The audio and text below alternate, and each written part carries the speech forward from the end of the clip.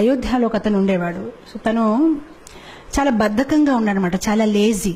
So ఎల్లప్పుడు తను భోజనం తినాలి, పడుకోవాలి, పని ఏం చేసేవాడు కాదు. సో మొత్తం మీద ఆ ఇంట్లో ఉన్న వాళ్ళందరికీ విసుకొచ్చేసి, బాబు నువ్వు ఏదైనా ఆశ్రమం జాయిన్ అయిపో, ఎలాగో ఇంట్లో ఏం పని చేయట్లేదు, మాకు నీతో బెజార్ వచ్చేసింది. సో మొత్తం మీద తను అనుకున్నాడు, సరే అయితే నేను ఏదో ఒక ఆశ్రమం జాయిన్ అయిపోతాను ఎందుకు అని. తను వెతుకుంటున్నాడు అయోధ్యలో ఏ ఆశ్రమం జాయిన్ అవ్వాలి ఎక్కడికైనా. మొత్తం మీద ఒక ఆశ్రమంలో తను ఏం గమనించాడంటే, ఓ గురుగారు ఉన్నారు. ఆ గురుగారు చాలా లావుగా ఉన్నారనమాట. తను అనుకున్నాడు, ఈ గురుగారు బాగున్నారు, లావుగా ఉన్నారు, బహుశా ఈ ఆశ్రమంలో మంచి భోజనం పెడుతున్నారు, ఇక్కడ జాయిన్ అయిపోతే బాగుంది. కొంతసేపు తర్వాత గురుగారు శిష్యులు వచ్చారు, వాళ్ళు కూడా లావుగా ఉన్నారు. తనకి కన్ఫర్మ్ అయిపోయింది, ఇది బాగుందండి, ఇక్కడ నేను జాయిన్ అవుతాను, భోజనం బాగా పెడతారని. వెళ్ళాడు గురుగారి దగ్గర, నేను మీ ఆశ్రమం జాయిన్ అవుతాను, కానీ నాకు ఒకటే, భోజనం ఎన్నిసారి పెడతారు? సో గురుగారు అన్నారు 2 times. 2 times నాకు సరిపోతుంది, నాకు 3 times కావాలంటే గురుగారు అన్నారు, పొద్దున ఇస్తారు కదా, అదే నువ్వు మధ్యాహ్నంకు ఉంచు, ఏం ప్రాబ్లం లేదు. తనకి చాలా హ్యాపీ అనిపించింది, చాలా బాగుంది ఈ ఆశ్రమం, అసలు పొద్దున మధ్యాహ్నం సాయంత్రం తినాలి, భజన చేయాలి, గురుగారు ఏదో వాహిస్తూ ఉంటారు, అది వినాలి, ఆయన హ్యాపీ అయిపోతారు. 15 రోజులు గడిచిపోయింది, చాలా ఆనందంగా ఉంటున్నాడు. 15 రోజుల తర్వాత ఒకరోజు పొద్దున ఏం చూశాడంటే, వంట ఏం అవ్వట్లేదు, అక్కడ ఏం జరగట్లేదు, వంట గదిలో ఎవరు లేరు, అందరూ ఏదో జపం చేస్తున్నారు. సో తన అడుగుతున్నాడు అందరికీ, ఏంటండి ఈరోజు ఏం వంట చెయ్యరండి? సో అప్పుడు వాళ్ళు చాలా కోపంతోనే, అవే ఈరోజు ఏకాదశి. ఏకాదశియా అంటే నాకెవరు చెప్పలేదండి, ఏకాదశి అంటే ఏంటి తెలియదా, ఏకాదశి అంటే ఈరోజు భోజనం ఉండదు అని. అప్పుడు తను చాలా కోపం అయిపోయాయి, ముందు చెప్పవలసింది, అలాంటప్పుడు భోజనం నేను ఇంకేదో ఆశ్రమం చూసుకుంటా. బాబు నువ్వు ఏ ఆశ్రమం వెళ్ళినా ఏకాదశి రోజు తినకూడదు. అప్పుడు తిన్నంగా ఆయన గురుగారి దగ్గరికి వెళ్ళిపోయారు, గురుగారు నన్ను కాపాడండి, నేను ఏకాదశి అయితే చేయలేను, ఒకవేళ నా చేత ఏకాదశి చేయించారనుకోండి, నేను ద్వాదశి చూడలేను, నేను పోతాను, నాకు ప్రసాదం అయితే కావాలి, ఇంకే పని చేయమంటే చేస్తాను, కానీ భోజనం లేకుంటే నేను ఉండలేనని. సో గురుగారు అన్నారు, బాబు నీ గురించి అయితే ప్రత్యేకంగా వంట చేయడం అవ్వదు, అయితే ఒక పని చేసుకో, అటు చూడ కొండ ఉంది కదా, కొండ పక్కన చెరువు ఉంది కదా, అక్కడికి వెళ్ళి నువ్వు వంట చేసుకొని నువ్వు తిను, కావాలంటే మేము సౌకర్యాలు ఇస్తాము. సో గురుగారు స్టోర్ మేనేజర్ చెప్పారు, తనకు 1 kg ఆట, 1 kg రైస్, 1 kg దాలు అన్ని ఇచ్చేయని. తను అన్ని తీసుకుని వెళ్తున్నారు. గురుగారు అన్నారు, ఒకటి మాత్రం జాగ్రత్త, నువ్వు ఏది వంట చేసినా భగవంతుడికి నైవేద్యం పెట్టాలి. సరే అంటాడు, వెళ్తాడు, కష్టపడతాడు. తనకి బద్ధకం ఎక్కువ కదా, ఎప్పుడు వంట చేయలేదు, చాలా కష్టపడి వంట తయారు చేస్తాడు, కానీ అంత టేస్ట్గా లేదు, ఏ చపాతీలు కాలిపోయాయి, ఏదోటి అవుతుందనమాట. మొత్తం మీద వంట తయారైపోయింది. సో వంట తయారైనప్పటికీ తులసి ఆకలి వెతుకున్నాడు, తులసి ఆకు పెట్టాడు, భగవంతుడికి పిలుస్తున్నాడు, కానీ భగవంతుడు రావట్లేదు. సో అప్పుడు తను చక్కగా ఒక పాట పాడతాడనమాట. సో చెప్తాడు, प्रभु राम आइए, राजा राम आइए, मेरे भोजन को भोग लगाइए, प्रभु राम आइए, राजा राम आइए, मेरे भोजन को भोग लगाइए. చాలా ప్రేమతో పాడుతున్నా, రాజారాం ప్రభురాం రండి, నేను భోజనం తయారు చేశాను, మీరు వచ్చి స్వీకరించండి. భగవంతుడు రావట్లేదు. తను ఆలోచించాడు, ఎందుకు రావట్లేదు అంటే, తనకేమనిపిస్తుందంటే భగవంతుడు స్వయంగా వస్తాడు. ఇప్పుడు మనకైతే అర్థమైపోయింది, మనం ఏదో యాంత్రికంగా పెడతాము, కానీ భగవంతుడు స్వయంగా వచ్చి తీసుకోవడం అనేది లేదు. కానీ తను చాలా అమాయకుడు, తను అనుకుంటాడు నిజంగా స్వామి వస్తారేమో, స్వీకరిస్తారేమో అని తను వెయిట్ చేస్తున్నారు, కానీ భగవంతుడు రావట్లేదు. అప్పుడు తను ఆలోచిస్తానమాట, తనకు ఒక ఐడియా వస్తుంది, ఓహో ఎందుకు భగవంతుడు రావట్లేదంటే, గుడిలో అయితే రాజభోగం, పకోడీలు, పూరీలు, పాయసము అన్ని తయారు చేస్తారు, నేనేదో సింపుల్ గా రైస్ దాల్ తయారు చేస్తాను, అందుకోసం రావట్లేదేమో అని. సో అప్పుడు తను భగవంతుడికి వాదిస్తారనమాట. తను భగవంతుడితో అంటారు, భూల్ కరోగే యది తజ్ దోగే భోజన రూఖా సూఖా, एकादशी आज मंदिर में है, बैठे रहोगे भूखे, राजा राम आइए, प्रभु राम आइए, मेरे भोजन को भोग धराइए. సో తను అంటాడు, బహుశా మీరు అనుకుంటున్నారు ఇతని దగ్గర ఎందుకు వెళ్ళాలి, నేను చక్కగా గుడికి వెళ్ళి అక్కడ పూరీలు పకోడాలు తింటాను, కానీ తప్పు చేస్తున్నారు, గుడిలో ఏకాదశి ఉంది, ఆకలిగా కూర్చుంటారు, ఏమీ దొరకదు, కనీసం నేను ఎంతో కొంత పెడుతున్నాను, వచ్చి తీసుకోండి, అది కూడా మిగలదు అని. ఎప్పుడైతే ఇలా పాడడం మొదలు పెట్టారు భగవంతుడు నవ్వు వస్తుంది. సో భగవంతుడు సీతామాతతో అన్నారు, సరే రా తినేసి వద్దామని. సో సీతామాతని తీసుకుని భగవంతుడు వెళ్తారనమాట అక్కడ నైవేద్యం తీసుకోవడానికి. ఎప్పుడైతే భగవంతుడు వస్తారో తను భగవంతుని చూసి ఆనందించడు. తను సీతామాత వైపు చూసి ప్రసాదం వైపు చూస్తాడు, సీతామాత వైపు చూసి ప్రసాదం వైపు చూస్తాడు. తను ఆలోచిస్తాడు, నేను ఒక్కరిని పిలిస్తే ఇద్దరు వచ్చేసారేంటి. సో ప్రసాదం వైపు సీతామాత, ప్రసాదం అప్పుడు శ్రీరాముడు అడుగుతారనమాట, నీకు ఆనందంగా లేదు? ఆనందంగానే ఉందండి, రండి కూర్చోండి అంటాడనమాట. మనసులో ఆలోచిస్తారనమాట, ఒక్కరిని పిలిస్తే ఇద్దరు వచ్చారు, సరిపోదేమో భోజనము, నాకు వీళ్ళు ఏకాదశి చేపించే ఉంటారేమో ఈరోజు అని.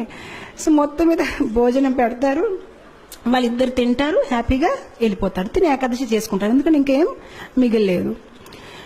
ఇంకో 15 రోజులు గడిచిపోతాయి, మళ్ళీ ఏకాదశి వస్తుంది. ఈసారి తన గురుగారికి చెప్తాడనమాట, గురుగారు 1 కేజీ ఆట సరిపోవట్లేదు, 2 భగవాన్లు వస్తున్నారు, మీరు 1 భగవాన్ 2 వస్తున్నారు, ఇంకా కొంచెం ఇవ్వండి. గురుగారు అనుకుంటారు, తిని కొంచెం లావుగా ఉన్నాడు కదా, భోజనం ఎక్కువ కావాలి, ఏం మాట్లాడుతున్నారు ఏంటో, సరే తీసుకువెళ్ళి ఇంకా కొంచెం ఆట, ఇంకా కొంచెం దాల్ అంటారు. ఈసారి తీసుకువెళ్తాడు, చక్కగా వంట చేస్తాడు, తులసి ఆకులు పెడతాడు, మళ్ళీ స్టార్ట్ చేస్తాడు. ఈసారి భజన్ మార్చేస్తాడు, రాజా రామాయియే సీతా రామాయియే మేరే భోజన్ కో భోగ ధరాయియే. ఈసారి ఇద్దరిని పిలిచాడు, రాజారామ రండి, సీతారామ రండి. భగవంతుడు ప్రత్యక్షం అయిపోతారు. కానీ ఈసారి లక్ష్మణ్ని తీసుకొస్తారు. సో భగవంతుడు అంటారు, నీకు ఆనందంగా లేదా? మేము వచ్చేసామంటే ఆనందంగానే ఉందండి, కానీ లక్ష్మణ్ వైపు చూస్తారు, ప్రసాదం వైపు చూస్తారు, లక్ష్మణ్ వైపు చూస్తారు. ఇద్దరిని పిలిస్తే 3 వచ్చారు. ఈసారి కూడా నా ఏకాదశి అయిపోయింది, నాకేం మిగలదు అని. అయితే రండి కూర్చోండి భోజనం పెడతానని భోజనం పెడతారు, భగవంతుడు తింటారు, వెళ్ళిపోతారు.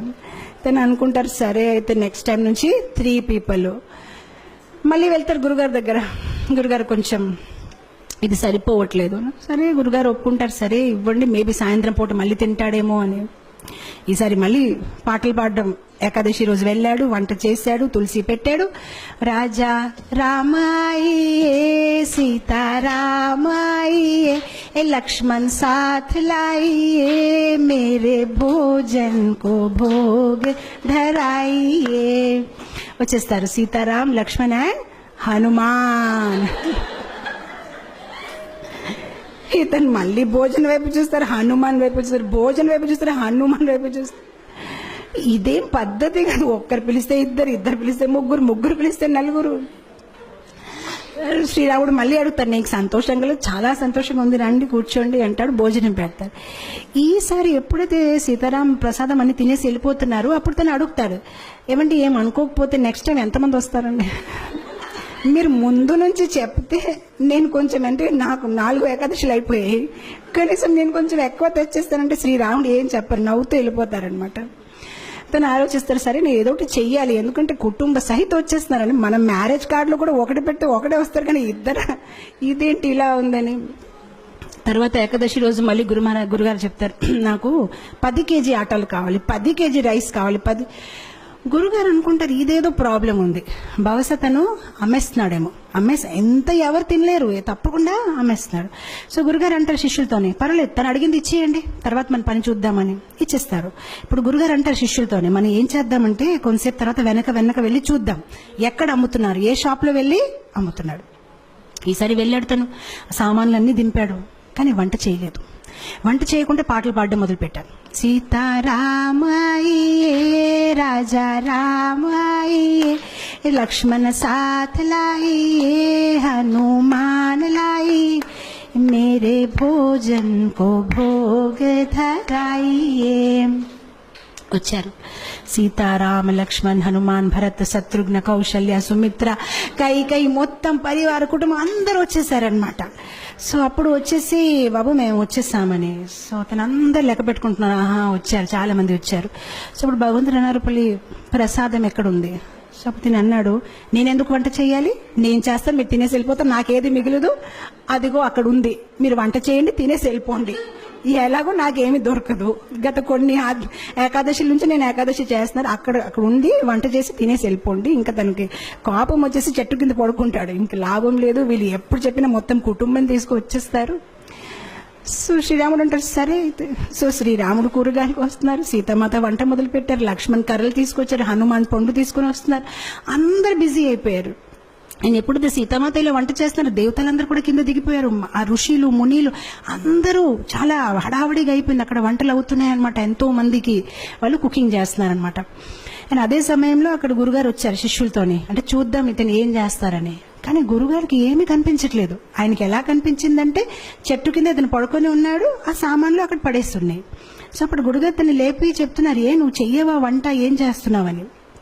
అప్పుడు శిష్యుడు చెప్తారు, మీకు కనిపించట్లేదా, ఇంతమంది వంట చేస్తున్నారు, ఇగో చూడండి సీతామాత ఏంటి, ఇగో చూడండి ఇదేమవుతుందని. అప్పుడు గురుగారు అంటే నాకేమీ కనిపించట్లేదు.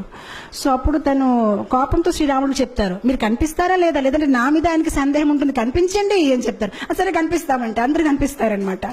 సో అప్పుడు అందరు కనిపిస్తే గురుగారు ఇంకా కళ్ళల్లో నీళ్ళు వచ్చేసి, నేను ఎన్ని సంవత్సరాల నుంచి శ్రీరాముడిని పూజిస్తే నాకు దొరకలేదు, కానీ నీ ఒక సరళ స్వభావం, నీ ఒక అమాయకత్వం చూసి భగవంతుడు వెంటనే ప్రత్యక్షమయ్యారని ఆయన ఏడ్చి ఆ శిష్యుడిని కవగలించారనమాట.